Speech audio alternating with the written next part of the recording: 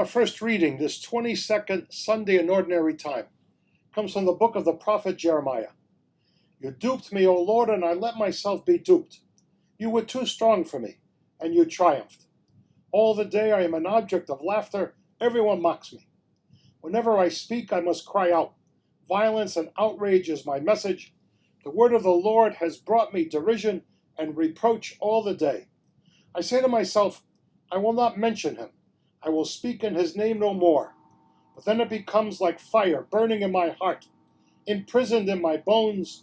I grow weary, holding it in. I cannot endure it. The word of the Lord.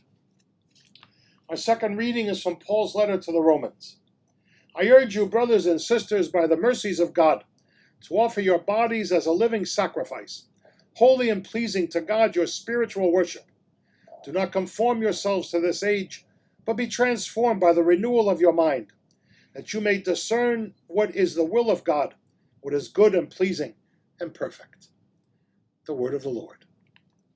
The Lord be with you. A reading from the Holy Gospel according to Matthew.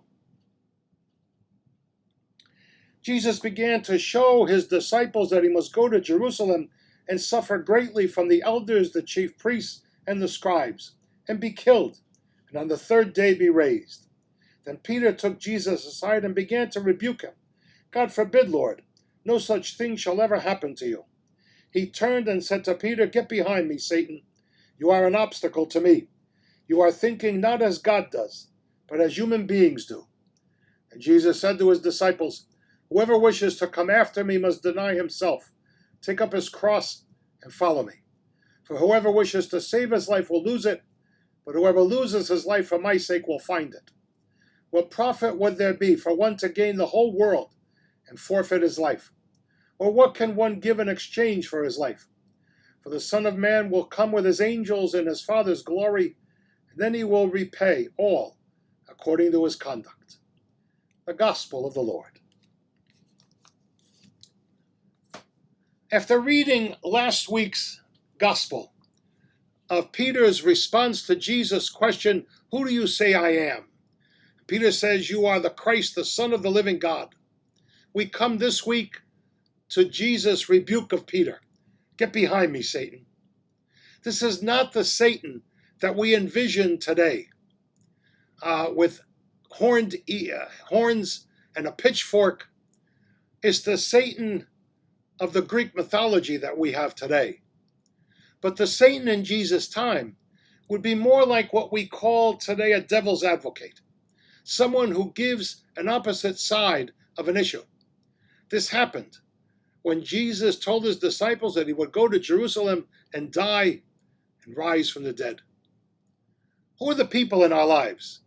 The Peters, the Satans, the things in our life that keep us from being who we're supposed to be, from being the best we can be.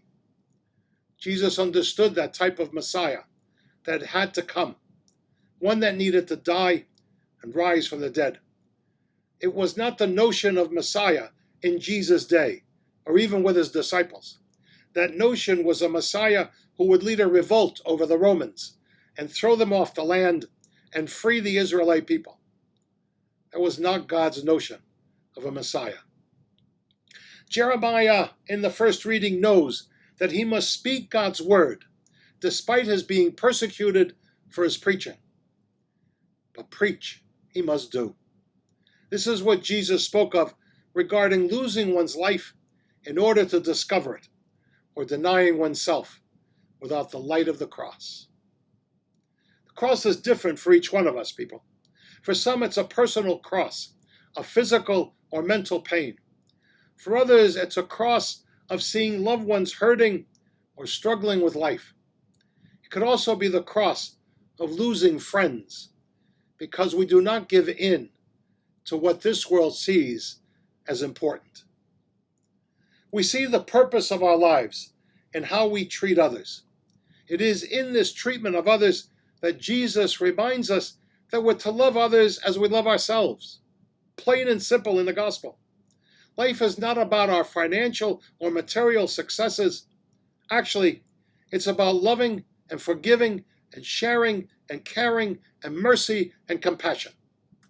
As St. Francis de Sales once said, the measure of our love is to love without measure.